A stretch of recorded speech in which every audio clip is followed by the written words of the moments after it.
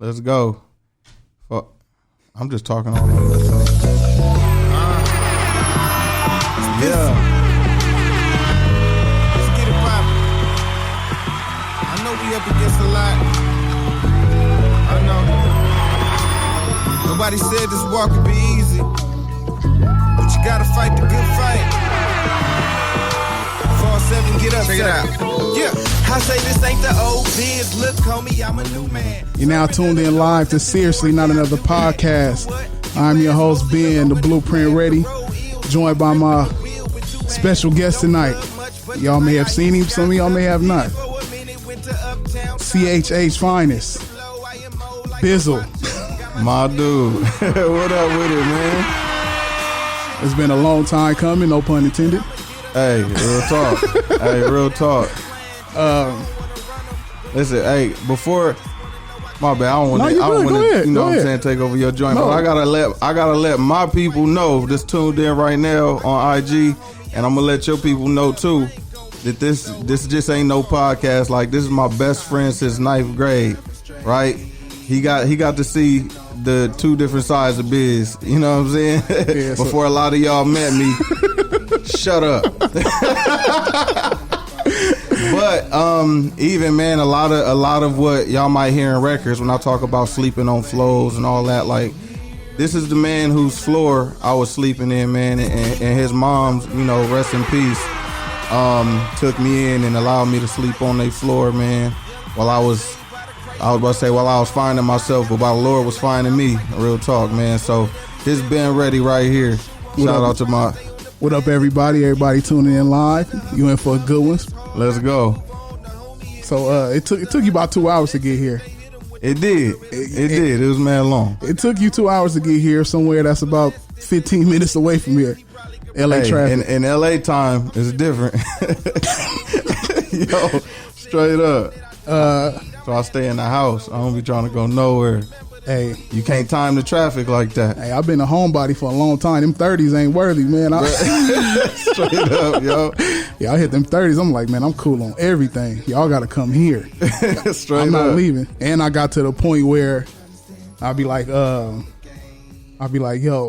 somebody invite me somewhere. I'm the one to be like, yeah, I'll be there. Yeah, I'm not. If I won't do it all the time, but I do it enough. Like, I do it enough to where when I show up, like, oh, he finally showed up. You know what I'm saying? So, I mean. Hey, listen, I won't even tell you I'm coming. I'm going to hit you with we'll see what's up. when I hit you with yeah, man, we going to see what's up. Hey. I probably ain't going to be there. Hey, that's funny. Be like, oh, y'all having a party? For sure. Yep. You hit him with the yep. So, Biz, me and you been friends since 1998. 98, when we were 14. We was 14. 14. And how old are we now? Don't worry about it. 36. Well, okay, I was about to say, well, I'm 36. Yeah, and, so we was born in the same year. Yeah. He was a month before me. Yo, you one of the only people, bro, who's known me longer than Shavonna. Like, that's only person. Yo, that ain't blood. Yeah. You know what I'm saying? Real talk. You hear that, Shavonna? Yo, she probably on here now. About to be on your head. Hey, now, the interesting part about how we met in our stories is we both moved out there. Well, you moved out there in 98. Yeah. I moved out there in 96 because I started a year before. I started the 8th grade out there. Yeah. But we only went to school with each other for 1 year. Yeah. And somehow, somewhere, we both moved away. And somehow we managed to stay in contact with her. We probably because when you left, you went to the H. Yeah. Okay, you went down south, and I left Pondale and came back to the city. So I don't know how often I talked to you in the 10th grade, but I know we for sure reconnected in the 11th. It had to be 11. I feel like it was kind of on and off. It was on and off. But even in the space where we ain't talked, it was always like It was always like I talked to you yesterday. Like, Yeah, we pick up on where we everything. left off. If we ain't talked for a year, the next time we talk, it's like we just spoke the other day and we just back connecting, and that's how it always was. One of the funny things back then, and for those that's listening, this is what made me know that Bizzle was a true friend. So I was kind of bad back in the day, you know. I was a little worse than I am now. Well, I was bad. And I had gotten into it with somebody at a different school. So me and Bizzle is super cool. Like, you know, we was already cool, but I knew he was a real friend when I was like, man, I'm out of here. I'm about to walk now. You know me, I'm a big dude. I was willing to walk to another school to fight somebody. So you know how serious it was. So I'm like, man, I'm about to go up here. I'm about to put hands on this boy up here at this school. So he was like, what? I'm going to. And we walked up there, and, you know, after I was tired, you know, I had to pause for a minute because, you know, if you fight tired, you most likely gonna get dusted off. Straight up. So we got there, and I don't know. Do you remember that day all the way? You probably don't, because I know we all know about the memory. So yeah, my memory. My memory super trash now, but I remember that. So we get there, and the dude's stepbrother is walking by. So I press in. I just talked about this recently. I said, yo, I'm like, where your brother at?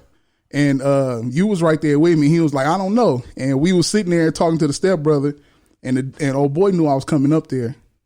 So he goes by in the school bus, like looking out the window, like peeking down. I was like, wow. I do remember. Okay.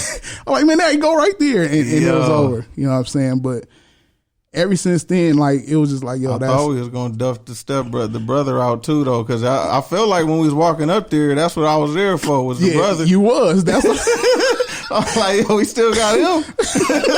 Hey, and you know, if I was that savage, that would have happened. Like, I wasn't that savage to where you gonna, your brother ain't here, you gonna catch these hands for your brother. That would have been whack. We'd have been feeling whack about that today. On the way back, like, dang, man, he didn't even have a chance. After the fifth stomp, we should have stopped.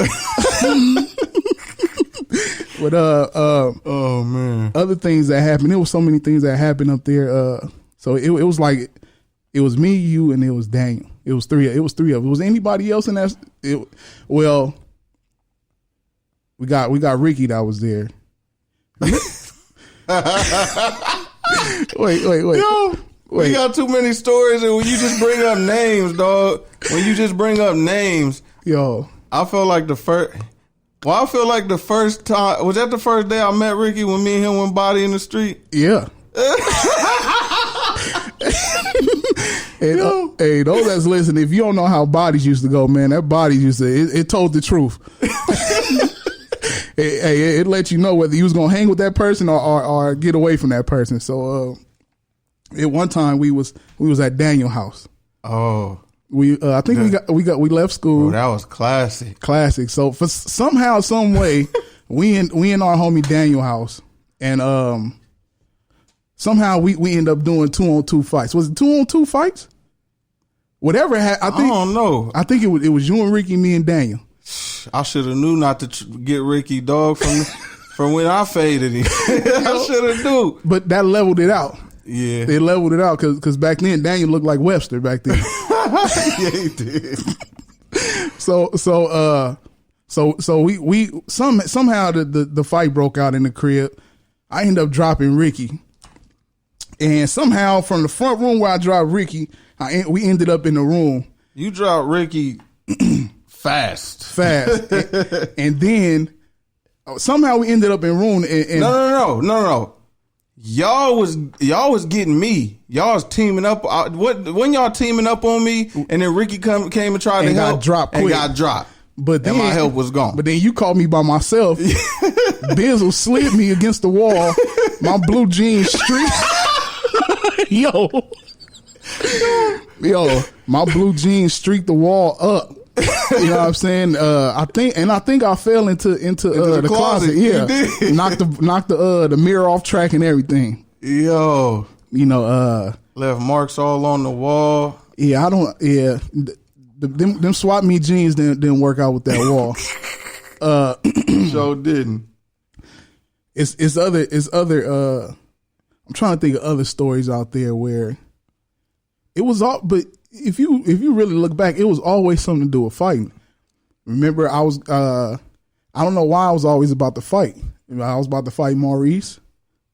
Remember? I kind of remember that. What was that fair we used to have up there at Palmdale? It was a fair, Renaissance fair. Yeah. That the day we skipped school? No. Yeah. Yeah, we did. With the with the chocolate.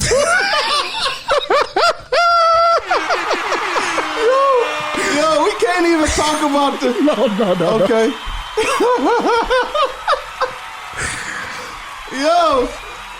Yo, just understand, like 14 years old, it wasn't supposed. That type of stuff wasn't supposed to be going down at 14. But anyway, wait. So, hey, Shavana, I didn't do nothing. It wasn't me. It was the other people that did it. I promise. yeah, it was. so we at the Renaissance fair, and I was about to fight Maurice. I think it was because of his girlfriend was like my best friend. You remember Latrice? You remember Latrice? Yeah. So somehow, some way, it ended up like that, and she was begging me like, "Please don't fight this. Please don't. Please." Mm-hmm. So I'm like, man. And I really sometimes I sit back and wonder like what was wrong with me that I was like short fused like that back then. Because you was from Compton. but look how laid back and chill I am now, and back then like it was just on like nothing mattered, like it was just because it wasn't much to do out there. Nothing to do, so you just gonna fight. Hey, I feel like fighting today. Ain't nothing to do. Unfortunately, that wouldn't have been a good one either. Was that before or after Stacy?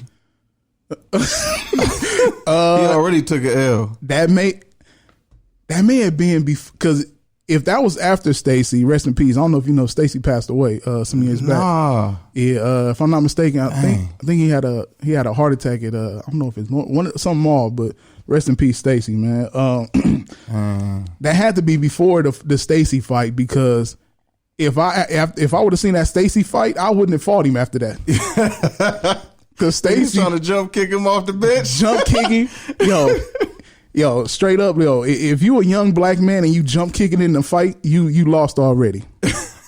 You lost. It's all hands in the fight. I mean, granted, but he wasn't doing it. So it's one thing if you know technique and you know some type of martial arts. It's another thing when you just like. Man, I'm gonna use this foot to try to keep him off me. Yeah, that was the last resort. That's what it was, and he was getting popped. He like, this is all I got, bro. That's all I got. These punches ain't landing. They short. I'm just gonna kick. But it's funny that I always tell people like, man, you wouldn't believe the temper I had back then, like how laid back I am now. And like even I look back at like. I had my good friends, which was you and Daniel. And then I had my bad friends, which was Antoine and so like it was a balance. Like Antoine was a 14-year-old with a gun walking around Palmdale. And he used to do stupid stuff. And I'm glad that I had you and Daniel as friends because who knows what would have happened. Yeah. It ended up coming to a point where I'm like, I'm just gonna stay over here with my dog and Daniel. So it was one day where you remember that Avenue S or 25th, the one that came up the hill. You had to go to our house too. I feel like that was Avenue S. Okay, so Avenue S. We walking down Avenue S almost by the pavilions. When the dude hit the car. No, not that. Okay. oh man. Oh, hollow tip, yo. Yeah. Oh. I forgot. Hollow Tip was the first one when I feel like we got too many stories. Who? The iPad your iPod joint was the second version. Yeah, I broke both them. I'm still. All right, we're gonna get past that one. Yeah, exactly. I'm still upset. I got money to pay for it now, so you gonna try to make me get it. Give me my money. Nah, but Antoine was 14 with a strap. We going down, you said Avenue S. We walking down Avenue S by the pavilions. Those that don't know, Palmdale, the pavilions was a popping apartment complex. No, it wasn't projects, but it was a complex. It was real nice. So we walking, it's me and somebody else. I can't remember who that was on one side of the street. And Avenue S was wide. So they was on the other side. and he just pulled out a gun. Cars going up, just pop, pop, pop, pop, start shooting in the air. Now, mind you, you know I'm smaller because back then I ran and hit the gate like, oh, let me get about it. You know what I'm saying? You know, and it's crazy. Like, and I hear stories like after, like, you know, him and the people he ran with was like, you know, pulling guns and jacking people out there. So I feel like I made the right choice. You know what I'm saying? And indeed, and here we are today. You know what Praise I'm saying? God. Now Bizzle, those that don't know, Bizzle always had hands. Yo, I don't know if y'all know now, if any, you know, boxing or whatever, Bizzle always had hands. And I don't know what happened. It was this rapper named Hollow Tip from up in Sacramento, from the north side of Sacramento. And for some reason, I love this CD. I don't know whose CD that was. It wasn't mine, but I was willing to fight over that CD. I liked it so much. So we coming home one day, and mind you, how long was that walk from school? Bro, we just did that joint. I felt like it was like 3 miles. 3 miles. So we walked 3 miles to school, 3 miles home. That's probably why I was smaller. And up the hill. Yeah. We had to walk up the hill. So we coming home, and Biz and Daniel, I don't know what the squabble was about, or the little quarrel, but somehow, some way, who had it in the pack? You had it in your pocket? Yeah. Bizzle had the CD in his back pocket. No jewel case, just CD. Somehow he hit the brick wall, and I heard a snap, and I said, "Oh!" I already knew what it was, and he pulled the Hollow Tip CD out. Hollow Tip was broke off, and I was pissed. It took me about 7 years to find that CD again, and I bought it for like $19 at the warehouse. What was the name? What was the name where they sold the CDs at the Music Warehouse? Yeah, the warehouse. It took me about 7 years to find that CD. You know what I'm saying? So, excuse me. It's a list. Some stuff we can't talk about. You know, but I thought you was gonna tell the fresh story at first. Well, no, we ain't gonna. We ain't gonna do fresh like that. Nah, because if I don't want to do that, I don't want to do that, man. Because then I have to do the mouth, how his mouth ended up once he was folded, man, and then I have to do the ski slope jump. How he. But see, y'all had to be there to see it. Oh man, let me see, man. I'm trying to think before we get into other stuff about anything about Palmdale. Did we have first class? Was it first period PE? I feel like at one point we did. So as soon as we get to school, we have to do PE. As soon as we get there, because we had Sessler in the second period. Mr. Sessler. Okay. Dang, I forgot his name. Yeah, Mr. Sessler. I remember that. 'Cause that's where I met you at. Yeah. Like, yo, what class you got next? Oh, I got Sessler. Oh, Sessler, healthy. Yeah, let's go. Let's do it. But so now that we grown now, you know, you got 2 lovely kids and a wife. Super grown. You know, how was that being? Man, honestly, it's been the greatest. It's been the greatest experience, man. It's changed though a lot. Like I literally was just talking to one of my cousins, who we was tighter when we was smaller. Mm-hmm. And then we kind of lost touch for a minute, or whatever. But he might hit me, and I can't get to it, or I might not be able to hit him back in time. He's like, "Oh man, what happened to my little cousin?" And I'm like, I started getting mad, like, bruh, he got married and got 2 kids and got a company with 5 different artists under, like, all kind of different stuff, bro. Right. So like my schedule's different because now I'm not just trying to be all right at being a husband. I'm not trying to be okay at being a father. I'm trying to be the best husband and best father that I can be. So that takes a lot of effort. That takes a lot of paying attention. You know what I'm saying? Even surveying.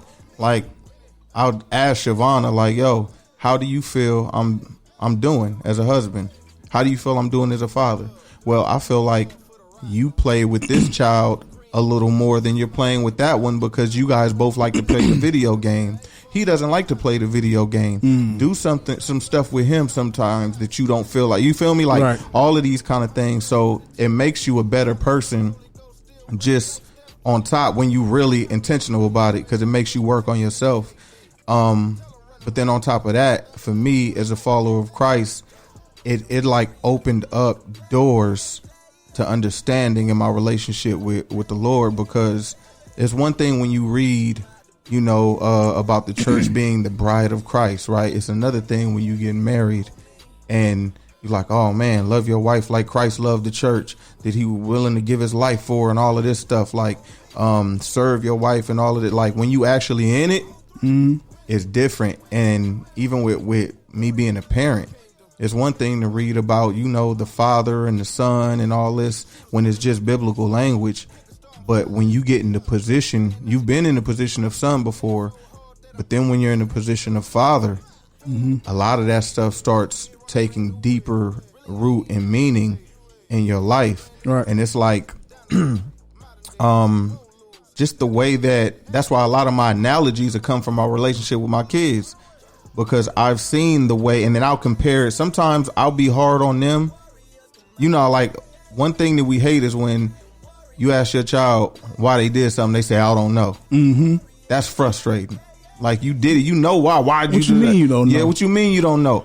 But then it's like, how many times you done did something the Lord told you not to do, and you ain't got no better reason than I don't know.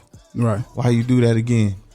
I don't know. You know what I'm saying? Right. So just your mercy, your patience, your grace changes, and even the humility that you have to have towards your Heavenly Father, because there's certain expectations you have for your child, right? You expect obedience. You expect him to depend on you, to count on you for certain things, right? And then you look at the way that, say, when my child's a baby, he's firstborn, right? They can't do anything without you, right. Period. They absolutely need you, and they're very aware of how much they need you. And then my child turns 2 and starts to walk. Now he can walk. He can start getting to stuff on his own. The more he grows, the less he's aware how much he really needs me. Right. You know what I'm saying? Now, when he's a baby, bro, if you don't feed him, he dies. If you don't wipe him, he'll lay in the same spot until you decide to come back and help him. He's helpless. Right. Now he knows how to run around, and you picking him up and he's kicking like, let me down. Right. And I just saw me in the Lord, as far as like when things are going cool, and when you feel like you start, you know, when you struggle and you feel like you need to depend on him all the way, 1,000%. And then you get the job, you get out of the rut, you get out of this situation, then you start to get comfortable and all of this. And now it's like, okay, let me down now. Right. I can run now. I could do this. So it's so many different things like that become so clear, just because I now have that father-son perspective that's real, and I'm not just reading it. So it's been all around amazing, and I've learned a lot. Like, so let's get into to wifey. You've been on wifey for a very, very long time. How long have y'all been together total? Like, since y'all been together? We've been together for going on 20 years. 20 years, right? Yeah. So 19 years and married for 9. That's most of your life.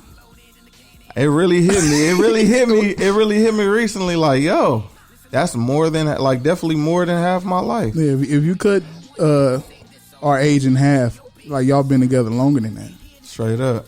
And I know firsthand, like, when we was younger, we was just, you was rapping, and you was, the main thing was to try and get you successful at rapping. So we was grinding. We would be at malls, pumping mixtapes. Straight up. Whether it's recording or rapping in the room. And Shavonna was always there. We would go back and forth. Like, even when I came up to the Riv and I stayed with y'all. Yeah. And I used to tell her, I'd be like, man, you lucky. Because none of the other homies don't have what you have. You know what I'm saying? Straight up. And, you know, from a best friend point of view, I'm like, man, you got to do right. And that was back then. And I even talk about back then how I was with women back then. Like, it was like, I was like, you know, I'm just going to be one woman man, this and that. And later on, just living. Like I end up being like, you know, double life having, you know what I'm saying? Yeah. I'm like, what happened? You know what I'm saying? But that's a whole nother story. We'll get to that later. Shavonna has been a truly, from the outside looking in, a backbone. Definitely. Of Mark. Before, well, Bizzle been around, but of Mark. You know, it was amazing. Like, you know, she was, how old was we in the real? Like 23, 24? Yeah. Shavonna will wake up. She would make your lunch for, because we was working together. Mm-hmm. Oh man, we just talked about that recently. Them crazy jobs. What's them temporary agency jobs? Yeah.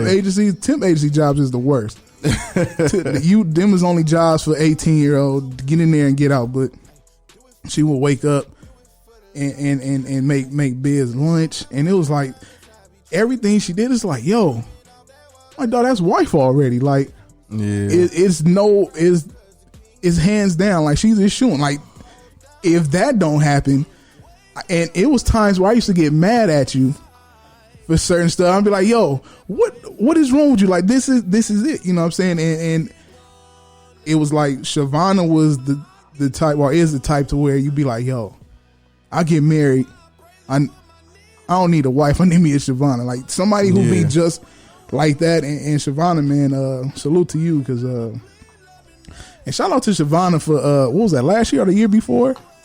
She surprised me. She flew me out there to surprise you for your B-Day. You almost got shot. Allegedly. Allegedly. And you know, for sometimes your significant other don't know you well enough to what will make you really happy. Mm-hmm. And to have your best friend flown out there, I don't know if you had an idea of what was going on, but you know, she talked to me. I'm like, yeah, you know, let's do it. I'll come out there. And you know, she almost sent me to my demise. Bro, don't nobody ring my doorbell at no 1 o'clock, dog. I don't know if it's 1 o'clock. And it was a new, or whatever it was. Don't nobody come over unannounced late. So when the doorbell rang, I ain't gonna lie, hold on, cause it's cold, cause you like my best friend, dog. But that my doorbell, and I just moved into the new crib. My doorbell rang at like, it was at least 11. Late. It was late. It was late. It was 11, 12 midnight. So I went to the door with the ratchet, like yo, who's this? She didn't even blow her cover. She didn't say, hey, that's your best friend, that's Byron. She let me answer the door. I had that joint behind the door, dog. And she told me, she said, hey, be careful, he's gonna come to the door. She said that? She said, be careful, watch, he's gonna come to the door with the guard dog. And I'm like, yo, I don't know, man. To think I flew out however many thousand miles to see my best friend to get shot by him while he had his boxers on. My best friend, been a cold way to go out, dog. I flew thousands of miles to get popped by my best friend in his boxers, man. Hey, man, my bad. But you know, I know, you know, you be on the road a lot, and you know she holds down the fort, and you know you're fortunate enough to have somebody like that, because you know you can have somebody who just, you know, we it's 2019. A lot of loyalty is out the back door a lot these days. Faithfulness is out the door these days. Yeah, and you know it's easy to say, well, you was gone and and I was lonely, blah blah blah, but I was out providing. You know what I'm saying? Yeah. And that don't matter these days. Yeah. So her, you know, holding down the fort, and you know, with the kids and all that, man, and just seeing that, I'm like, yo, that's crazy. Just to know where through all these years, like it's been 2 decades, but it seemed longer because there was spurts. It was different spurts. You had the rib, you had the H, you had the back here. Like it just kept going. Yeah. You know what I'm saying? We had Vermont. We had North. Was that Northridge? Yeah. We had Northridge. So we was moving around, and it was like a nonstop thing. You know what I'm saying? So all that time, even when, you know, she ended up going back and was still holding it down. You know what I'm saying? And So we're still flying out like every month, dang near. right. Every month or two coming out. So yeah, shout out to well, I mean, I feel like they already know. Yeah, because I've through the said it music. so many times in the music.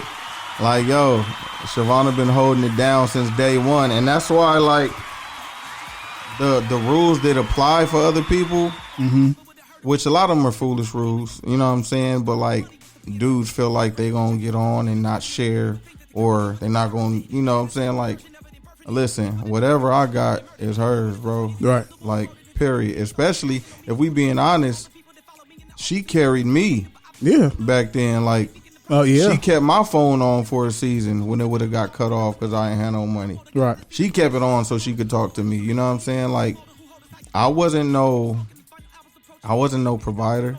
You know what I'm saying? I ain't had nothing. I had a dream, and she had confidence in it with me. You feel me? And supported me the whole time.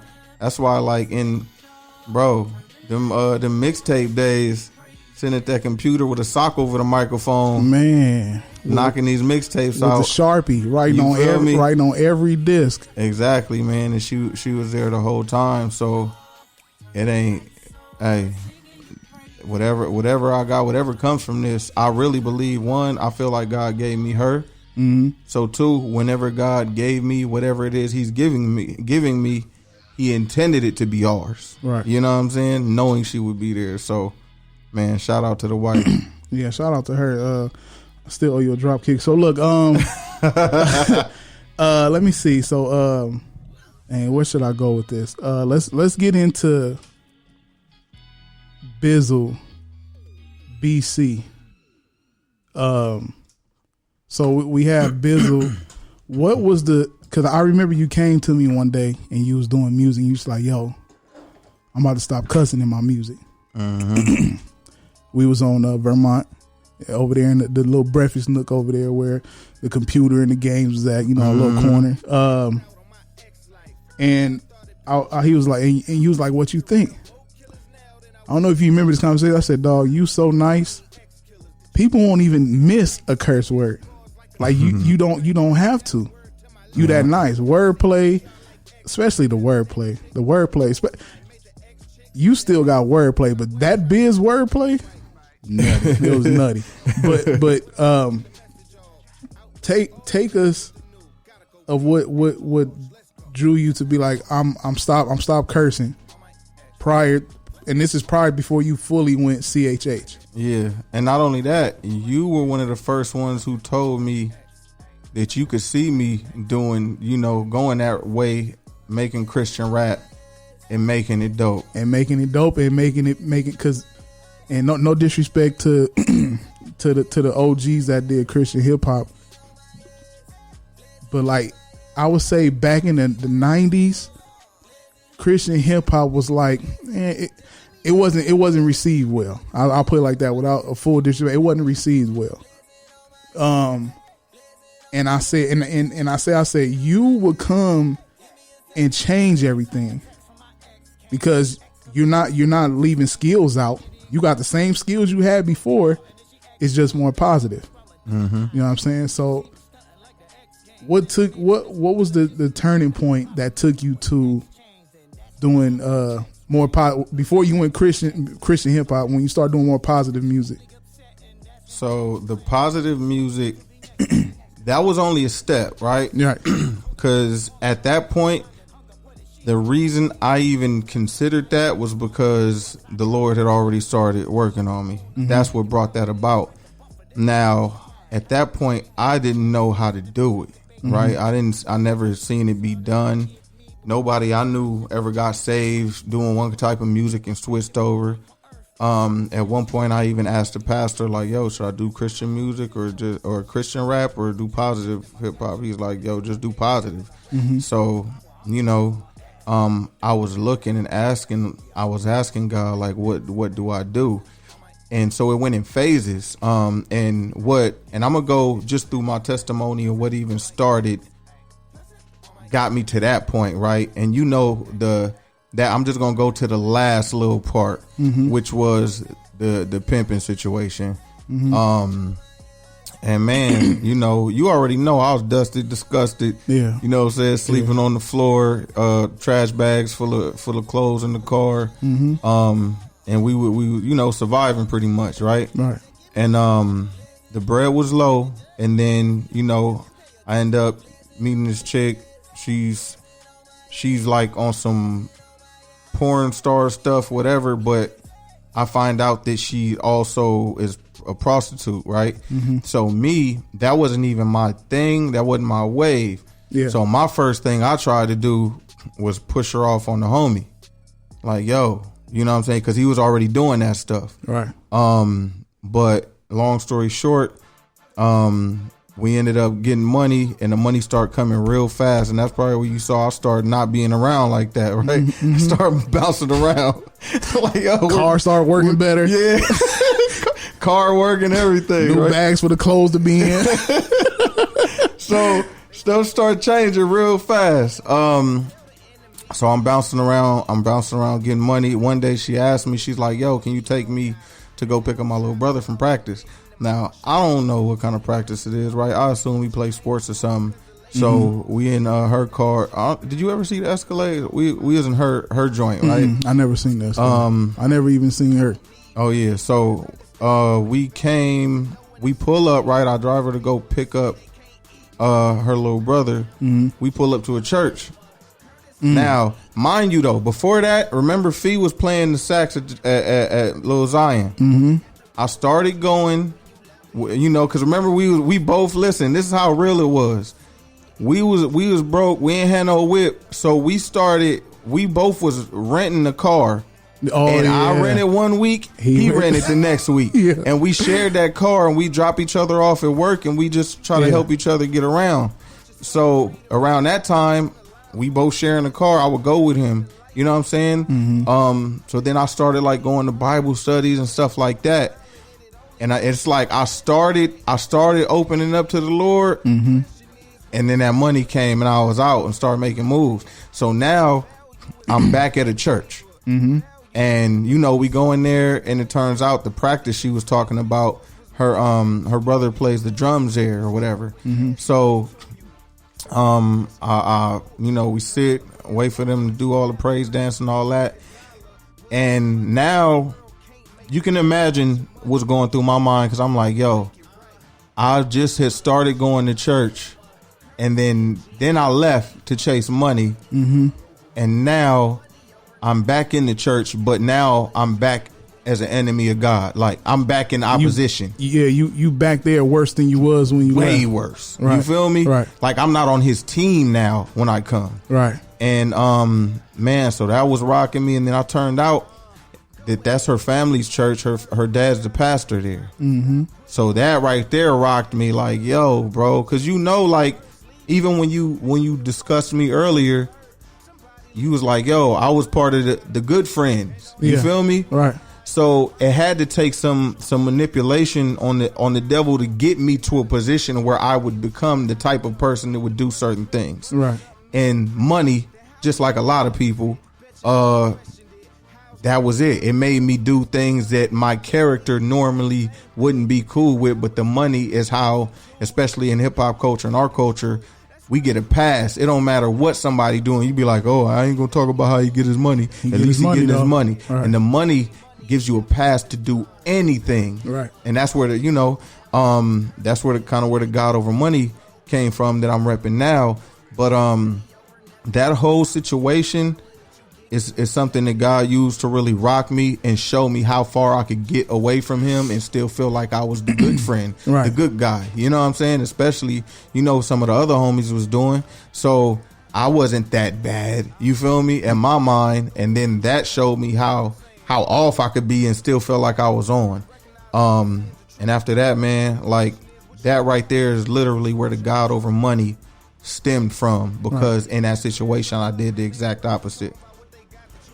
Take me to your feeling when you seen that this is her family. Like, oh, like, was it a shock? Was you like, it was a standstill? Was it like, it was like I was caught off guard, because it's not like you told me where we was going. Right. or that would be the situation. Mm-hmm. So I was like, it was just like it really just rocked, like flipped my mind. Right. Like, bruh, I left church. Now I'm here. And I just felt like I knew it was God using it. Mm-hmm. You know what I'm saying? It's like, what's the odds that he would allow me to start going, then leave, and then bring me back here? Mm-hmm. He made me end up back here. And now I'm pimping the pastor's daughter. Right. Bro, how far of a stretch? Heavy. How far of a stretch is that from who you believed I was at the time? You feel me? I never seen that, and I don't know.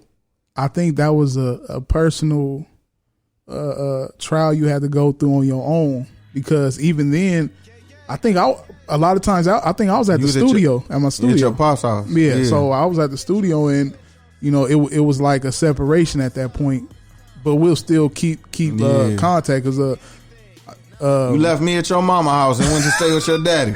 Well, I wasn't staying there. I was living in the studio. Like I was trying to get my grind on. Yeah. But you know, that probably was something that you had to go through for. I mean, you had to look where you at now. Yeah, indeed. And the Bible says that God uses all things for the good of those who believe and are called according to his purpose. So, you know, I definitely see now, right? A lot of times you can look back and see how God used certain things in your life, but when you in the moment, you don't really get it. Right. But you know, that had to be part of it's just like the Bible, right? The characters in the story, like, it's not stories and it's not make believe and it's not a book with these characters. Like, in the moment, these people are living this. Right. This is their real life. They going through it. We get to look back at it like a story and see what God was doing from a big scale.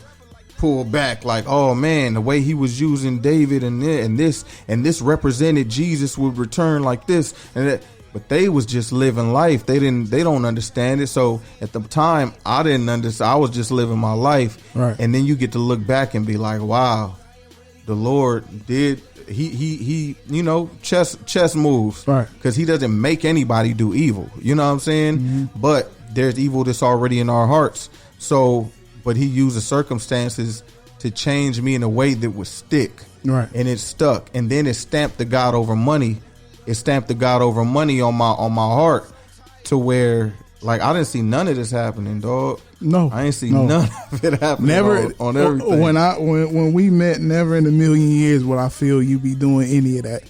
Because I don't know if it's cool to talk about other stuff prior to that, as far as hanging with your certain group of friends. Remember we was going. It was late at night, and we was going to Subway. It was like 1 in the morning, 1 in the morning. And it was some stuff in the car. I said, yo, oh yeah, you need to turn around and we need to go. Nah, man. And you was really trying to push the issue. You was like, nah, man, it's good. I said, dog, turn around or let me out. Like, I'm not doing it. It's too hot over there. You know what I'm saying? So, like, yeah. It's crazy. I think we all. That was prior, but see, that was a step too. That was one of those, yo. Cause you know I wasn't with that like that. Yeah, you know what I'm saying. I know, because of, I don't know if it's cool to talk about. Cause I told you had something. I said, who buys this? Like, what is this? You talking about pills? No, pills or the weed? Yeah. Oh yeah. No, okay, so you had it was a dime bag of stress. I said, bro, nobody buys dimes of stress. It was this fool pulled out a wait. Where you talking that? You not talking about in the car? No, we was in excursion at this time. Yeah, no. It's excursion. No, that ain't what was in there. Yeah. The whole bag was in there. Okay, but in the glove box. I mean, in the arm console, it was like an ounce. But it was one part, and it was like a bag about this big. and I'm like, yo, nah, we can't do that. It's hot around the airport. But one thing I can say is, through all of that, everything that you went through and stuff that, because I wasn't even doing that at that time. When I was doing that, I was like 21. So this was years before that. You know what I'm Yeah. saying? We was about 26, 25 around that time. I got saved at 25. Okay, so it was either 25 or 24. Okay, so yeah, so I'm 4 years removed or 6 years removed already. So that's like far behind me now. But that's the thing, right? Because money make you let go of your principles. Everybody drop their principles when it come to getting money. So the same friend who's telling his other homeboys that they need to stop smoking weed end up selling weed. The same friend who's like, yo, y'all need to stop selling pills, end up being like, yo, shoot me some pills. I need to get some money. Right. You feel me? And that's what I feel like so many people fall for. Is like, bro, if the enemy can manipulate your circumstances, he got control of you. It's like it's certain stuff you just ain't done because you ain't been in a position to. It's like when the devil said to God in the book of Job, right? He's like, yo, yeah, he's praising you now and all that because you got this hedge of protection around him and all that, but remove that. Let me do this. I bet if this and this and this happened to him, he'll curse you to your face. You know what I'm saying? And that's the enemy still doing the same stuff. I bet. Yeah, business. You know, he's cool now. I bet you if I have him sleeping on the floor and I take this from him and I put him in this situation, I bet he'll do that. And I fell for it, and we all fall for it. You know what I'm saying? And and some of us are lucky enough to, or blessed enough to be able to make the change. We know multiple people right now that's being forced to pick making a change sitting in the cell. You know what I'm saying? But yeah, so we can't be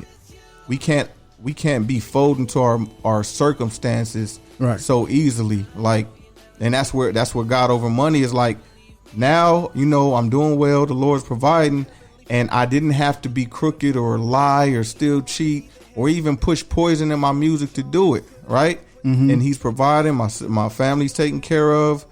But there was a time where it wasn't like that, and I was working at Walmart, and you know, we was in an apartment. Then we end up being stuck living with my mom for a year, and all this. It was still God over money then.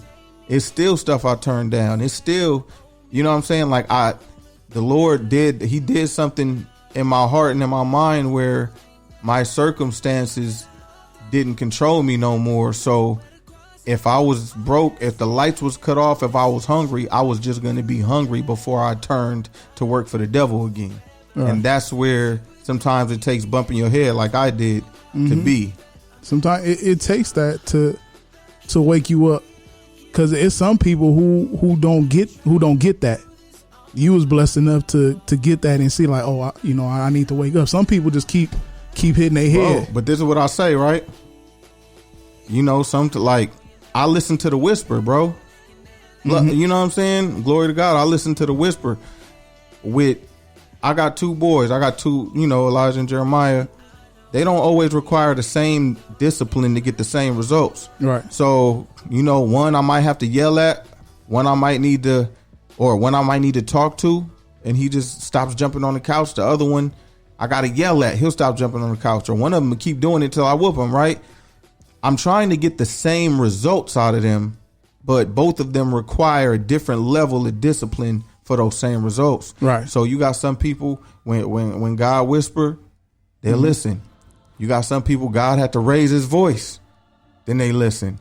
Some people, God gotta whoop that behind. You know what I'm saying? Right. So it's some people that almost go to jail. There's some people that have to go to jail and find him in jail. Right. There's some people that almost get shot. There's some people that get shot and find him on the hospital bed. Right.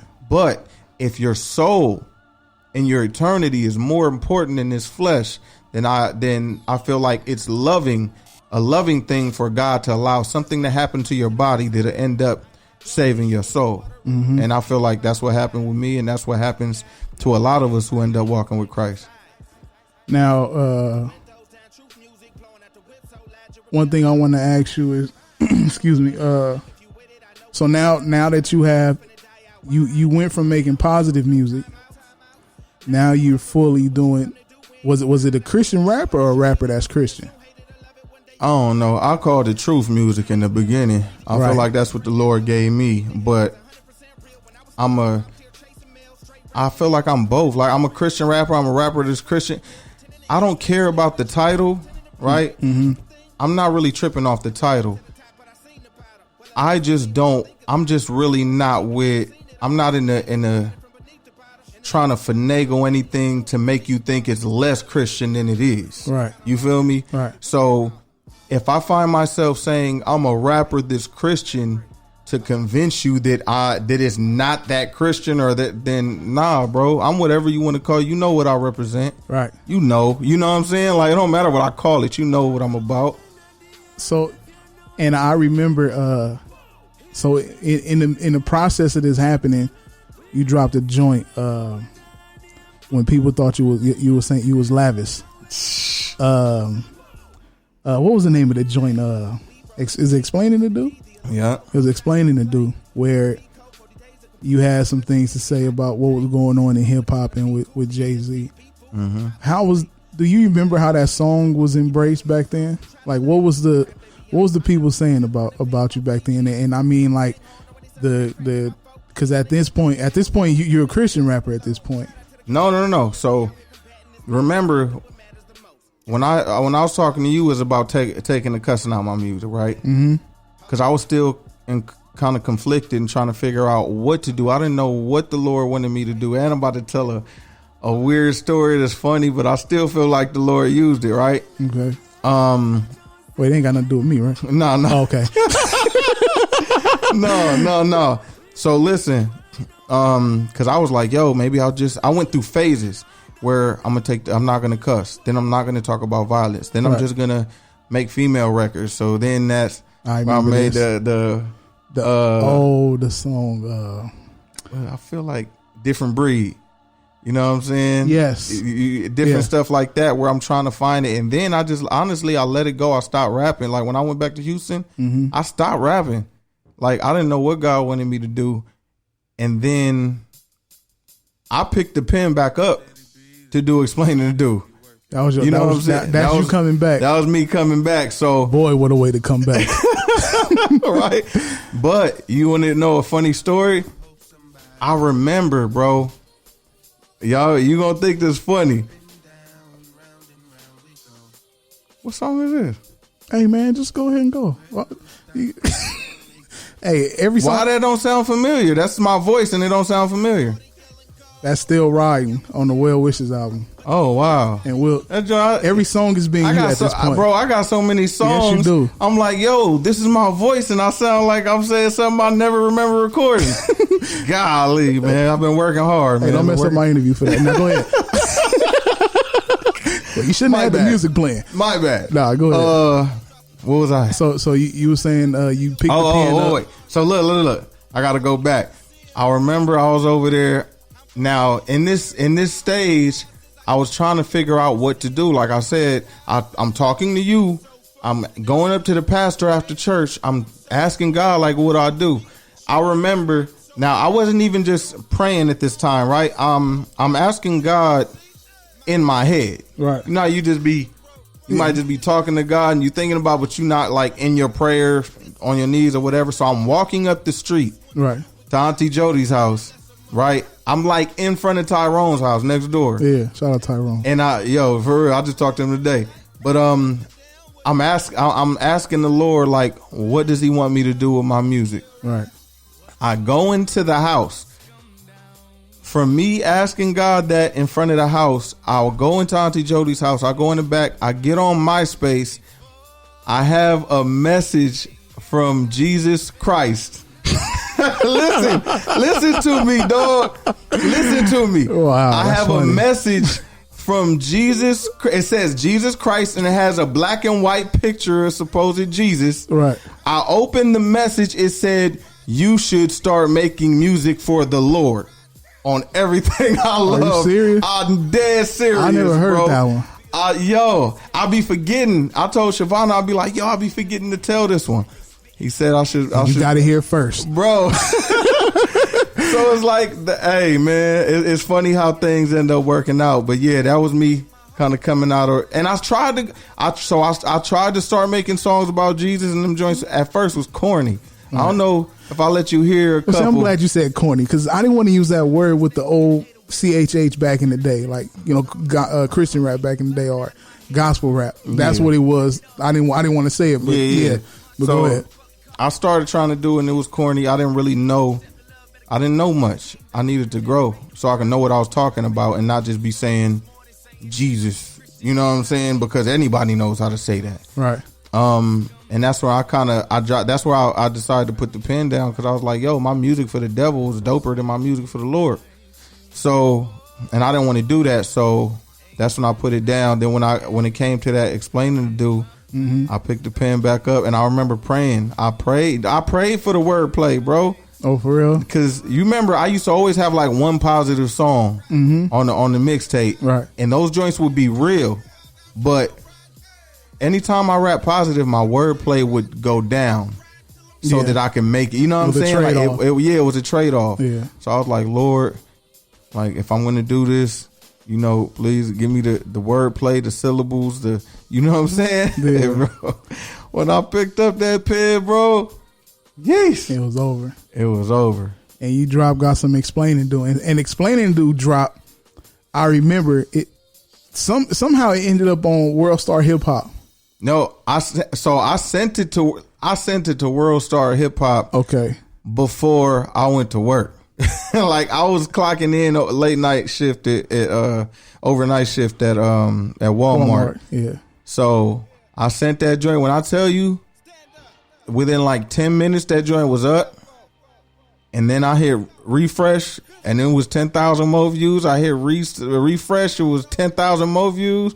I said, "Oh shoot!" And it was crazy. Now I'm still out here. I'm like, "Yo, we at the studio." I'm like, "Yo, Biz song on World Star going up." Yo, and we all looking like, "Yo, this is crazy." Because back then, World Star was the place to be. Exactly. You know what I'm saying? So you have this song on World Star, and it's 10,000 a minute. You know what I'm saying? So like, it now with that. Now once that came out, where did it change from this, what you're doing now, to fully Christian music? And when, and what was some of the flack that you got? Because you were a different type of Christian rapper. And like we said, we talked about how when I said that you would be the one that would change Christian rap, because it's not sounding corny no more. It's sounding like regular music that's going up the street and you playing it. Yeah. And I'm like, yo, this is something different. And I low key had it. I always low key had a baby ear out here. You know what I'm saying? So when I'm hearing it, I'm like, yo, this is crazy, because it's just as dope as the mixtape Biz, but it's still positive. It's positive though. I don't know if it's ever been. Well, now it's a lot of dope Christian hip hop rappers that's super dope. But at that time, I never heard of somebody that was that ill doing Christian rap. You know what I'm saying? And it's not because you was my dog. It was because you can always rap, and how you switched it up and converted it to Christian hip hop. So when you went to Christian hip hop, what was some of the flack that you got because of we can say of the rough edge you had on with the music? So I got a lot, man, from both the Christian community and the world. You know what I'm saying? You had your people who was loving it, you had your people who was hating it. But the response that I didn't expect was, like, I felt like the Christian community would embrace me. And you got something that did, but you had a lot of people that were saying I was the devil, saying I was the Antichrist, saying all kind of stuff. Yeah. And nothing hurts a follower of Christ or somebody who loves Jesus more than attributing him to the devil.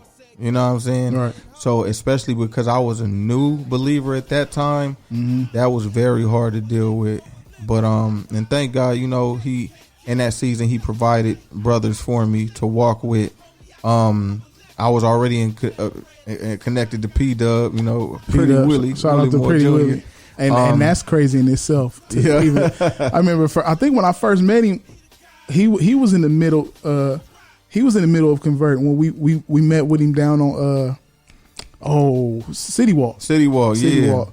And you was like, hey, that hat is not cool out here, brother. I remember he had on the blue Kansas City hat. Yeah. Like, hey, that's a gang hat out here. You can't wear that out here like that. I forgot about that. I'm just letting you know. You know what I'm saying? And those that's listening, I'm pretty sure y'all remember Pretty Willie, P-Dub. He has songs like back Lay Your Body Down. Yeah, Lay Your Body Down. And that was like the biggest one. And then Four Walls. My four walls. That's I might bang that tomorrow. But that joint classic. That's like my favorite joint. That good thing. She got the best conversation. She look good from head to toe. That joint was banging on MySpace. Right. So, okay. So the Flack. So you had brothers. You had P-Dub and you had Lavoisier ended up linking up with 7. So the Lord put, and then I still, Tyrone.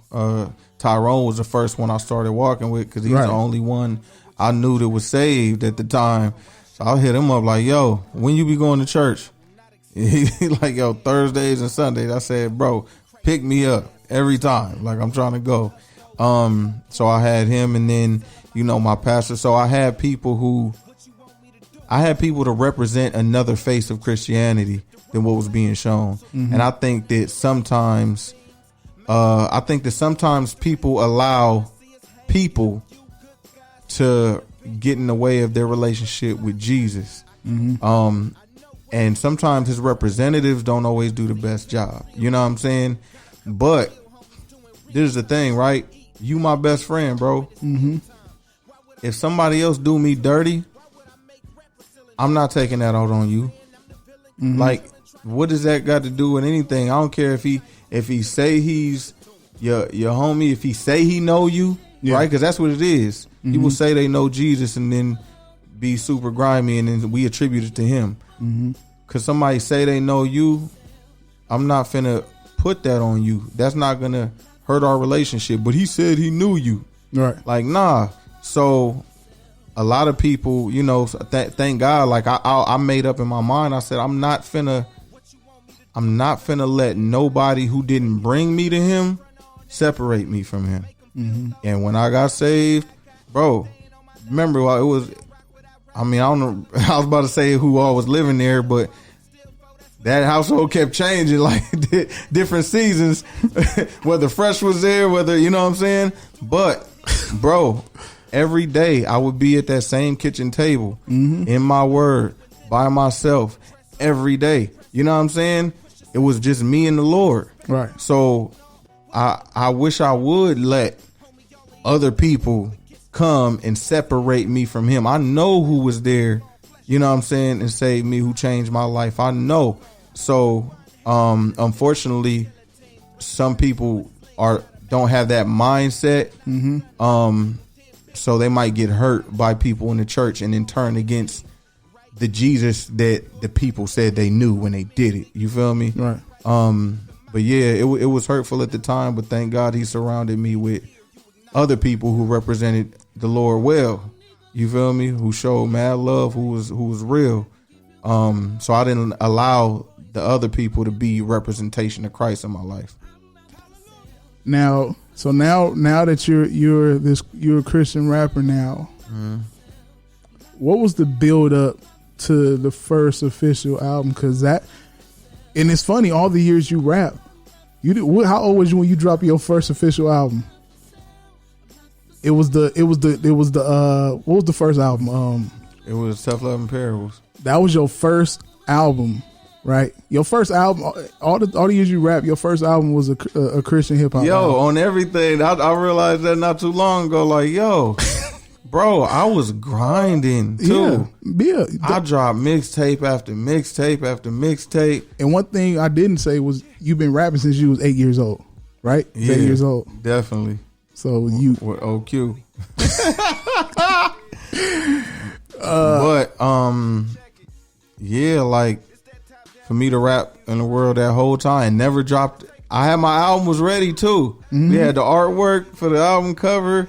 I had shot a video with Rocket. We hadn't even got that back. That's right, man. Wow, I forgot about that one. Yeah. So was it the Grind Page? Was it Grind Page? The Grind Page was supposed to be the album. Grind Page never was happened. The album. Never happened. It was never supposed to happen. It wasn't. Because now, even now, like, nobody can find your secular music. Can't. I want it, but I can't find it. I got a CD, but it don't work. But I keep it for memory. Like, you know what I'm saying? Like, Yeah. this is where he started from. You know what I'm saying? Like, I think it may be like volume 2. I can't remember between volume 2 and volume 3 was like my favorite one. Which one was Bars and Hooks? Can you remember that was far back? 4. 4. Bars and Hooks was 4. 4 was nuts too, but 2 or 3 was like my 2 favorite. I can't remember. But okay, so now you drop Tough Love and Parables. Where did you notice that things were changing career wise? Like, okay, I'm Bizzle now, and they know who I am, and they know what I'm bringing. Like, when did you notice, like, yo, things are on the up right now? I don't know, bro. I'll still be. It took me. I feel like it took me a minute. I feel like sometimes it took people outside telling me, right? Mm-hmm. Even, bro, I would go back at people on Twitter like. I'd had like Voss be like, bro, you can't be out. You can't be jumping out, going to war with everybody. You can't be doing this, bro. You got this many followers. You Bizzle, bro. Like, in my mind, I never saw myself like that. Right. So for me, it was back to the grind. What I was doing when I was in the world. Mixtape. So what I do, Messenger 1, Messenger 2, Messenger 3, Best of Both Worlds mixtape. You feel me? And then gave him an album, and then hit him with another with the Martyrs in the Making. It did get to a point though. So after I dropped Tough Love and Parables, because I didn't know what to expect. It got to a point where it was one August. I got booked. I was booked for a show every single weekend. And you know me, bro. Matter of fact, that's why we was doing the jobs. We was doing the little what is it called? The temp jobs. Temp agency jobs. Bro, I couldn't keep no job, bro. I'll make enough money to get the rent, stop going to that joint and record mixtapes at the house. Yeah, that's all you work for. You work for to keep the bills on and to keep the blank CDs coming. Yo, bro, I would lose jobs, leave jobs. You know what I'm saying? Bruh, leaving jobs was nuts back then because I walked away from a good job one time. Like, man, it's a bunch of them out here. I would still been. I've been like 20 years in almost. You know what I'm saying? But yo, listen. I remember I had a job. I had just got a job, right? I get there Monday. I'm work a few days. That Friday, I'm at work. And we got a meeting with this dude named, matter of fact, I think it was Tawala Sharp. He was a programming director at The Beat. Mm-hmm. He wanted us to be down there like 12 or 2 or something like that. I asked my job. I just started working there 4 days ago. I said, yo, I gotta leave. I gotta do something before they said, no, you can't leave. I said, I'm out. That's it. Bro, and it kept being that type of thing because, like, this was my grind. So, fast forward, now I've dropped my first album. And then when that first check came in, it was pretty nice. Right? I'm official. Yeah. No, and it was like, at this point, like, my job is not cool. Now I'm working at a residential treatment facility with kids, but they giving me a hard time. They playing me on my hours. They writing me up for, like, after the kids go to sleep, I'll read my Bible. They have people telling on me that I was reading my Bible at the job. Like, they for every little thing, bro. So it got hard for me to go. Like, I started hating it, and then because they was playing me on my hours, I was making more on these t-shirts than my job was paying me. Mm-hmm. But because in the past I knew that I was so ready to leave a job prematurely, I was like, nope, I'm not gonna leave until the Lord give me peace about leaving. Mm-hmm. So even when that bread came and I had it in my bank account, I would drive up to my job, like I'm driving in and like, yo, I'm about to quit. And then I would have no peace about quitting. Mm-hmm. And he didn't let me leave until it got to the point where I'm working all week, flying out on the weekend. Work all week, fly out on the weekend. Work all week, bro. And it became too much to do, where I was like, Lord, you know what I'm saying? And it was time, you know what I'm saying, where he finally allowed me to leave my job, and I had complete peace about it. Mm-hmm. And ever since then, I mean, G-O-M. G-O-M straight up, man. Let's see. So we talked about the flag and the recognize you changing. How do it feel? Because I done came to a few shows of yours when you do the West Coast. How is it knowing that your music is actually out here changing people's lives? Because I watched a YouTube you had, and you surprised a little girl, and she was like a big fan, and the things that she was doing on her own, or in the world at that young age, was incredible. So, and then I also seen a video where I believe a family flew you out to perform or surprise perform at somebody's wedding, somebody's wedding. How is that like? Because see, to the world, you're Bizzle. Here it's like that's my best friend. Like it ain't too many people. It ain't nobody I can call my best friend. I got homies that's been down. That's they like blood. But to say that's my best friend, like at any given moment, I could call you and, hey, what's going on? Unless you sleep or something, you know what I'm saying? But how is that? Because I'm seeing my best friend go out in the world and do his thing. What is that for you? Like to actually know that you are this big thing and you're changing lives. People coming up to you after shows, and and just talking to you, breaking down, crying. How is that? Man, for one, it's crazy because I don't see me the way people see me. Mm-hmm. I probably see me more like you see me. You feel me? Yeah. Which I think is healthy as well. Right. And you got to stay grounded, because my kids don't see me the way the world see me, and Shavonna don't. So I'm in a setting where I'm regular more than I'm special like that. You feel me? Right. But it's amazing, bro, because you saw what it was like when, bro, my music was dope before I was saved. Mm-hmm. And people be like, yo, man, that's fire. That's dope, man. That sound like that should be on the radio. Bizzle hot. He the hottest.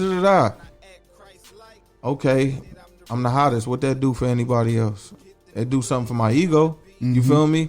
So to come and submit my gift to the Lord and see that he can do more than just get me compliments.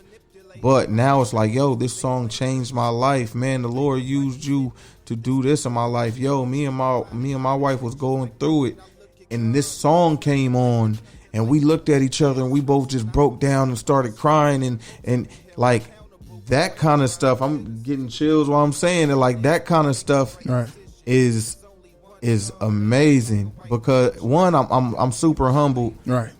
I'm humbled by it, man. That I could be used. You know what I'm saying? Because this is not like I just became this perfect person and now God can use me. Right. This is me. I got my own struggles, and I'll put my own struggles on wax, and then God will use my struggles and my flaws to help people. You know what I'm saying? Right. So I'm just humbled by it, man, and I know that it's all him. Like I can't run around like, yo, I just got the. Hey, yeah, no, it is yeah, what it is. Because it's seeing it like I come to shows and it's people lining up to meet you. I'm like, dang, this is crazy, because this right here. I mean, everything as far as like industry wise, like I've been the closest when it came to you. Like when you was doing secular music and you had that big show at the Orange Show. Remember you was doing a show with Joel Santana and them, and they had them Hulk sized bodyguards up there. You know what I'm saying? Like, and even seeing this now when you making your rounds out here, I'm looking like, dang, like, I don't know, that position is not for everybody. You know what I'm saying? Because I think, in that setting, I'll be fine. Like, I don't think I can deal with that at a regular hip hop show, because I'm too paranoid for that. in that setting, you know, it's cool, it's mellow out. But just seeing the people like kids, like it's kids that love you. You know what I'm saying? Like, dang. Yeah.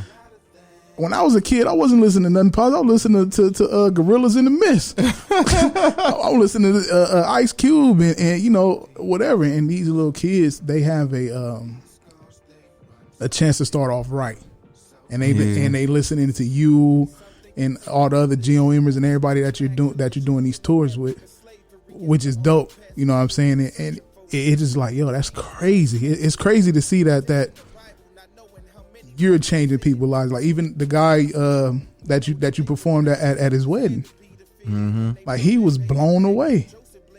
Yeah, and stuff like that you have to document it because it don't register with people. Like even me, because I wouldn't know. Like I remember you told me you was going out to do a wedding. I didn't know it was like a surprise joint though. I remember like, I'm gonna do this wedding, but it's very interesting to see you change people's lives. You know what I'm saying? It's like, you know, I mean, and even with him, right? The way we even linked up with him for me to go to his wedding, they had brought me out to a show before, but it was his mom. She said that, you know, he was going through a depression, going through a time, you know what I'm saying? Yeah.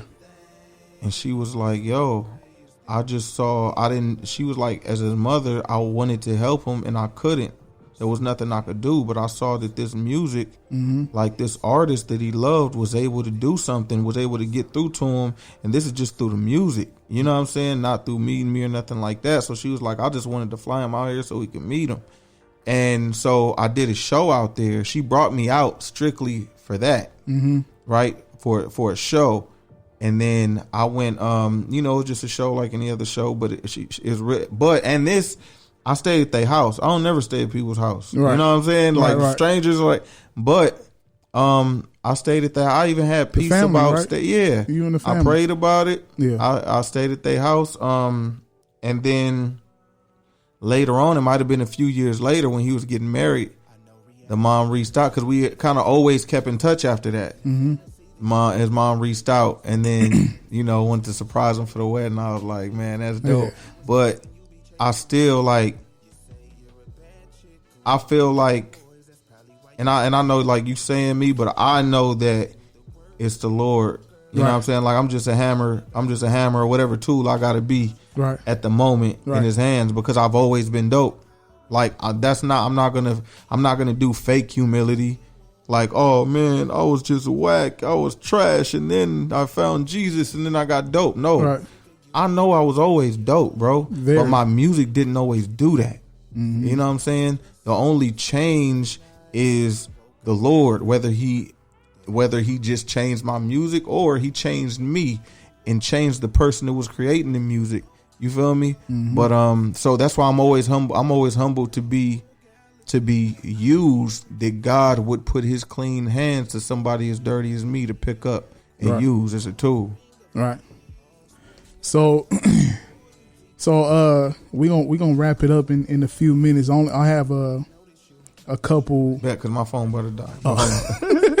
I got I got a charger. I got a couple topics to get out of here. We almost done. I wanted to ask you. You being a Christian and in the Christian hip hop, Snoop Dogg doing a gospel album, and knowing Snoop Dogg, how do that work in the Christian community? What you mean? How does it work? Like, well, so my thing is, so I look at what Snoop did is different than what Kanye is doing. Kanye is more so walking the path. Like, you know, 'cause me and you talked about personally, you were saying like, no matter how times a person mess up, like if he's working towards and walking the path, it's okay. But if you messing up and if you mess up and then just start backsliding, it's a whole different situation. I feel like the thing is, the repentance is a heart. It's a heart condition, right? Right. So there's a difference between somebody who steps on your foot and says, "My bad, I'm sorry," and a person who steps on your foot and looks at you up and down, like, and you shouldn't have been there. Yeah, you feel me? Get out my way. Now those people both stepped on that same foot the same way and caused the same amount of pain. Right. But you see them differently, right? There's something different about the heart, no matter what the actual act is. Right. And so that's why I'm like, yo, there's a difference between the direction you're walking when you're falling. You know what I'm saying? And the Lord's grace is sufficient. With Snoop, I always said, like, we gonna see.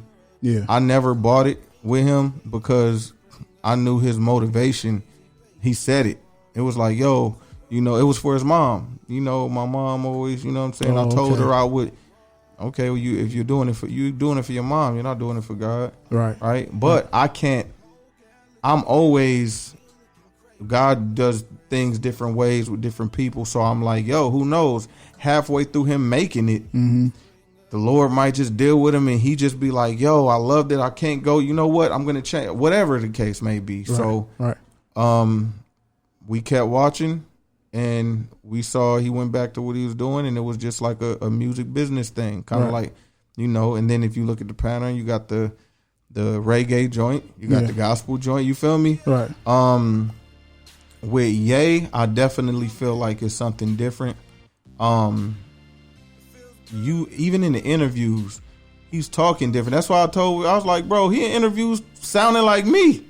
Yo, the way I be talking, bro, yo, he talking that talk, he talking bold, and I always knew he was bold, right? Right. We saw him, and I always say he was the boldest out of all them dudes. But that's why he was dangerous on the other side. Right. Because everybody's got guns in their videos and talking that gangster talk. But everybody ain't going to say George Bush don't like black people live when the heat's on. Everybody's not finna walk up in the middle of a live broadcast and say what they got to say and snatch the mic and say, you feel me? Yeah. I'm going to let you finish. Everybody's not bold like he was, even though he wasn't the most gangster. Right. So even in the blasphemy, he was the boldest. Where you got, people who are making their comments and their remarks, then you got him, I'm Yeezus. You feel me? Like his blasphemy was bold. So for him to, to find the Lord, and now he's being bold, just like it's the same person, but a new person. You feel me? Right. And a new direction. So I'm excited to see that. And even, I'm always skeptical. People are always skeptical. This is the new, you feel me? Especially with entertainment and media. But, and that's why I'm always telling people, just keep watching. You know what I'm saying? Yeah. What you don't want to do is make your judgments, because there are people who are no longer walking with the Lord that said I wasn't with the Lord when I started. Right. Now I'm here and where they at. You feel me? Mm-hmm. You never know. So, but I even went to the Sunday service joint. Man, listen, I had tears in my eyes, bro. Yeah. I looked at the lady on the side of me. She had tears on her eyes. In her eyes. I'm pulling out. I hear a dude walking like, man, I ain't even no crying nigga like that, bro. Right. But I was in there crying. You know what I'm saying? Right. So, and then you got mad people in there who wouldn't even go, right, if it was no regular church service, right? And now some of them probably went, they enjoyed the service, they left. But there's also people I feel like were impacted, and then the gospel was preached, right, and not by him, by a pastor. Mm-hmm. So that's somebody who I'm thinking about. If I was Ye, and I don't know the Bible like that, but I know I got everybody's ears, that's what I would do. You keep a teacher with you. Let me get everybody in one place. The most I could do is get everybody in one place, and then you talk to them. Mm-hmm. I did that with my pastor. I did a show because I can get everybody to come out. Mm-hmm. Then let my pastor go up because I didn't feel comfortable talking. Right. You feel me? Right. So I'm watching it. I'm hearing the way he's talking. I'm even having conversations with people behind the scenes. Everything's falling in line like it's legit. You feel me? So I'm like, yo, praise God, man. I was happy. Yo, I was genuinely happy to see Ye happy. Right. Like, I didn't think that wasn't no play smile while he was holding his daughter and his gospel music and he was praising God. That didn't look for play to me. You know what I'm saying? So I definitely urge people to be careful. Now, I'm not super like I don't know Ye. You feel me? Yeah. So if you want to be if you're still skeptical, hey, you know what I'm saying? I feel you being guarded. We've been lied to. We've been played a lot of times. But just watch what you say. Why? If you want to be skeptical, be skeptical. But if you are talking about one of God's children, you might want to watch what you say about one of God's children. All right. So this last topic, is dear to me. Well wishes. Talk about how this album came. And is it a compilation album? What is it? It's a compilation? It was an album, but I did it kind of like a compilation, right? Where I was on. I wanted unity, right? Mm-hmm. And I wanted to show unity, especially in Christian rap. So I did a bunch of songs with a bunch of people. People wouldn't even think I would probably be on songs with. Mm-hmm. People who you might not have heard them on songs with each other. I just wanted us to come together as a unity, and I felt like regardless of what anybody felt, I felt like the cause was a reason enough to come together. And then I knew I had just good relationships with a bunch of people. So everybody, you know what I'm saying? Nobody charged me anything. And it started from, I knew I wanted to do something. Right. I just didn't know what it would be. But when God is blessing you, you like, yo, you feel like I can't just keep taking. Like, show me where to give. Show me I want to bless somebody else. Like, I know. So he put it on my heart maybe like a year or two before. Mm-hmm. And I didn't know what I was going to do, though. I just felt like, yo, I'm going to do a project and give the profits to a cause. I didn't know what the cause was. Right. So one day I'm praying, and I come out of prayer. I go to read, and I'm reading about, I feel like it was Jacob and Rachel at the well. Mm-hmm. And right then it was like water. And I start researching places, you don't want to just put your money in the wrong hands. Right. And they out there on vacation. So I started researching places that was, or nonprofits that were distributing or building wells or whatnot. Mm-hmm. And I ended up talking to the homie Voss. And he's like, yo, Christine, the one I've been telling you about, that's what she does. You feel me? So then it was like confirmation, like, boom. Mm-hmm. Now I got somebody who the homie just co-signed and she's trustworthy. And you know what I'm saying? I talked to her. She told me about this, the Gumbani village. And it was difficult. So the issue right there was you couldn't just dig wells. Right? Because the water was bad. Right. So you would have to get water either piped in or you bring the water in from outside of the village. Mm-hmm. And the issue, because, she gave me a way out ahead of time. She was like, yo, most people, they pull out because, you can build a well for this much, a bunch of wells for this much and reach a whole lot more people. But she was like, this specific village is so small. And then when people see all the trouble it is to bring clean water to them, they pull out and they go help somebody else. So then I was like, well, no, I'm not finna do that to them. Right. Like we told them we was going to give them clean water. That's what we going to do. And you know what I'm saying? We ended up donating $45,000 to, we built 5 water towers. Yeah. And so you got, I think I posted a picture of them too, where we're getting, and then bought trucks and stuff to bring the water in. And even now, those trucks, now they're using them for vegetation to bring crops and stuff in and stuff like that. So it was me just trying to, now that I'm making some money, I always want to be open to like, all right, Lord, because at the end of the day, this is His. Right. You feel me? So I'm like, okay, what you want me to do though? Before I go make plans of what, I want to get a Tesla, or I want to do this, I want to do that, I want to, hold on. What you want me to do? Right. Okay, you want me to do this? Okay, bet. And even that was a testing period, bro, because I got low. You can imagine my newest album, I'm not getting any money from. So I'm eating off my last albums and paying my same bills. And then I don't want to be.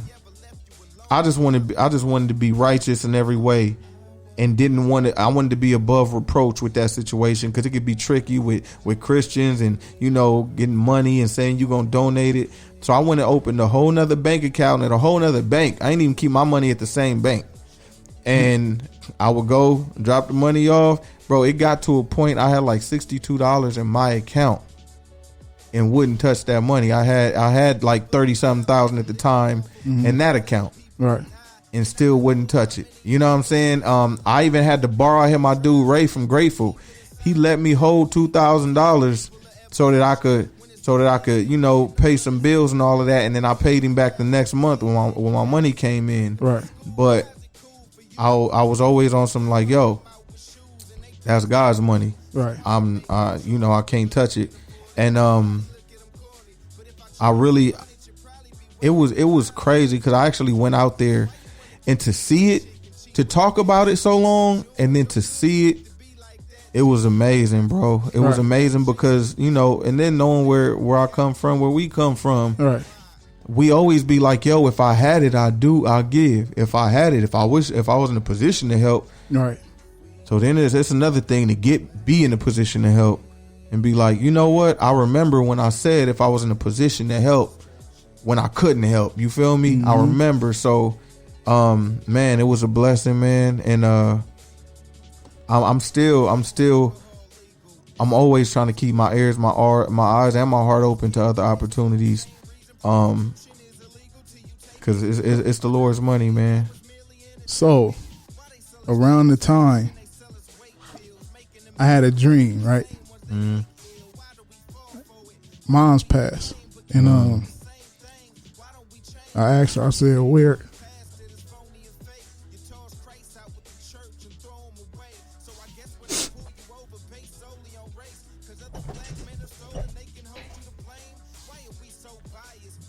Yeah, man. And Liz was special.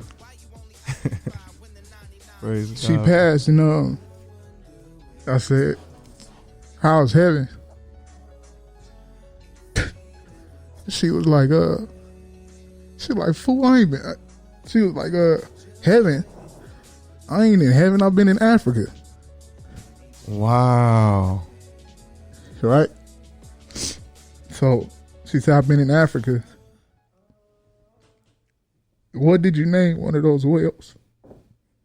In memory. Bro, the wells was dedicated to the memory of Liz Sanders. That shit is nuts. Wow. I forgot about that, dog. You feel me? So stuff is real, you know what I'm saying? So like, wow. For her to, I had a dream, dog. Like, she really told me, like, hey, and you know how moms was. Moms she was a gangster. Yo, mom. Wait. She was a gangster, dog, but then she was like the most gangster and the most sweetest at the same time. So Sour Patch Kid. Yo, when I ain't had nowhere to go, she was like, she took me in. I didn't even expect for her to take me in like that, because I knew the gangster side. I knew the gangster side, but yo, she took me in, made me feel like her son, bro. Right, like real talk, and talk mess, and to cuss me out in the middle. Yeah, you come in, sit your. You know what I'm saying? But it's crazy how stuff is real. How do that happen? You know what I'm saying? Like, I have a dream. I asking her, like, how's heaven? And she tell me, she's like, I ain't been in heaven. I've been in Africa. And then I see the pictures of these wells that you built in it was Africa and Mozambique, Africa. And you and Shavana squatting down in front of the placard in loving memory of. Hey, man. Nuts. Woo. Well, I think God, that's man. crazy. But listen, man. That could have been, in all honesty, that could have just been one way for the Lord to to be making himself real in your life in front of your eyes. Right. Because sometimes he has to do it in a way, especially when you're skeptical and you're like, what was that? Oh, no, that could have just been, who can say something about that? Right. You know what I'm saying? Like, when you ain't tell me the dream. I can't make you have the dream. Nobody can make her reply to you in the dream and say she's in Africa. Right. So the Lord knows what you need to see and how you need to see it for you to believe that it couldn't have been anybody else. You know what I'm saying? That's very true. And that was, I believe that was a way of doing it. That was true. To put you in a place where you like, yo, how does that happen? And you can't explain it. You can't. Oh, I can explain it. Well, yeah. I mean, yeah, but understand, like, there's no earthly way to explain it, though. I don't even know. I don't even know. I don't think I knew that you was building the wells out there, or I knew, but I didn't know nothing about the memorial on there for moms. You know what I'm saying? So that in itself is like, and you know what's, bro, remember, your mom always says she wanted a a gazebo, bro. Yeah, the gazebo. And me and Shavonna, we wanted to get her one. So I'm like, yo, we didn't get to build that gazebo. Yeah, we're gonna put her in there. But now she forever giving water to Africa. You know what I'm saying? So, yeah. Woo. All right, dog. You don't understand. Like, I already knew that. Like, anytime I talk about that, it's crazy. And praise God, man. So tell the people where they can follow you at, man, before we get up out of here. Yo, what up? It's Bizzle. Follow me on Instagram at Bizzle, Bizzle. On Facebook, if you look up Bizzle, Bizzle, you see my joint. It got the little blue check on there. Yeah, because it'd be a few it's Bizzles, a bunch of them. Yeah. It's fake me's. You certified on there. Yeah, certified. No pun intended. Justified, verified. No, but yeah, it'd be some fake Bizzle pages too. But and then on YouTube, youtube.com/GodOverMoney. Yeah, man, that was deep. You know, I forgot about that too, man. I know. That's crazy. I always leave the show with playing a song, you know, by somebody. And I mean, what other song can I play besides the song that has my name in it? what would it be like? You know what I'm saying? So while we get up out of here, y'all listen to Not Alone by Bizzle off the Good Fight album, right? What I say on there? I was there, broke, sleeping on, been ready, flow. Hey, they played me on, somebody did a YouTube lyric video, and they didn't know what you said, so they instead of been ready, it was a question mark. Oh, man. So here you go, Not Alone. Seriously, not another podcast. Appreciate you tuning in. Thank you, Biz, for coming through. Already, man. You already know. Not Alone, Bizzle.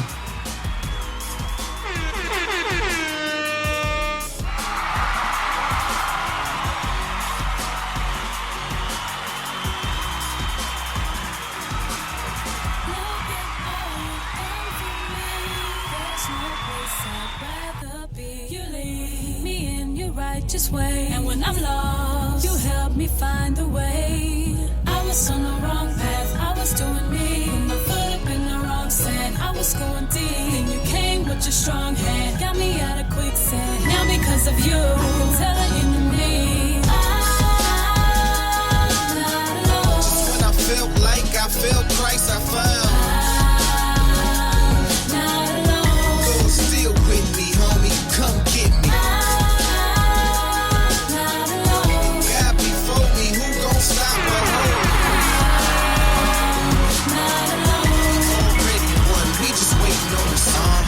Parents were never married, they just went out and done it. So I wasn't just born into sin, I'm a product of it. So as I grew up, I kinda wondered if my God would love me, or if I was out of luck when I was stuck inside a tummy.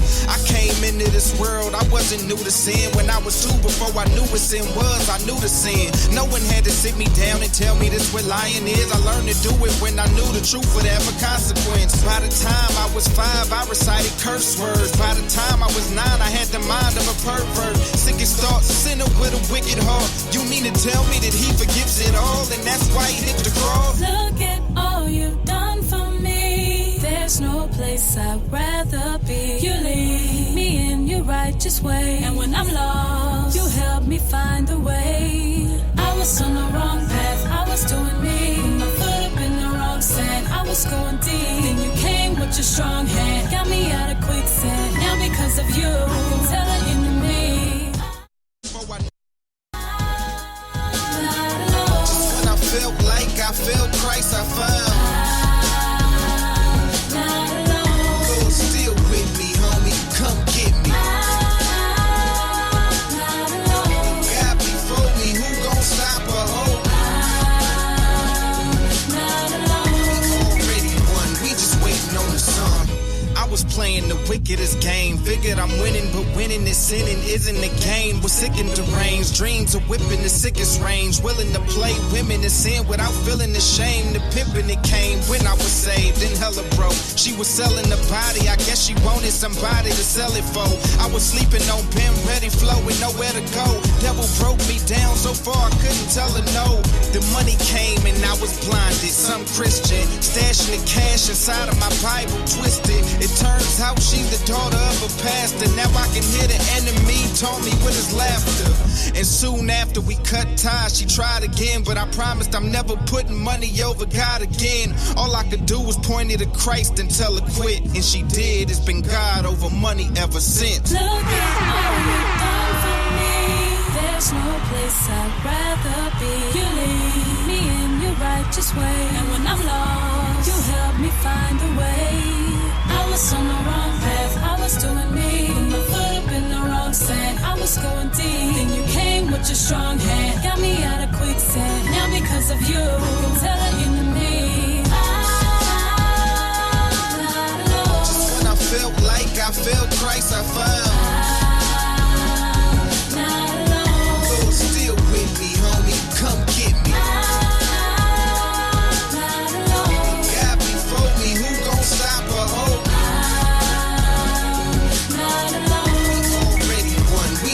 On the sun. Alright. For those who haven't yet accepted Christ into their heart, it's more than just a confession, but just a start. So I want you to cry out with me.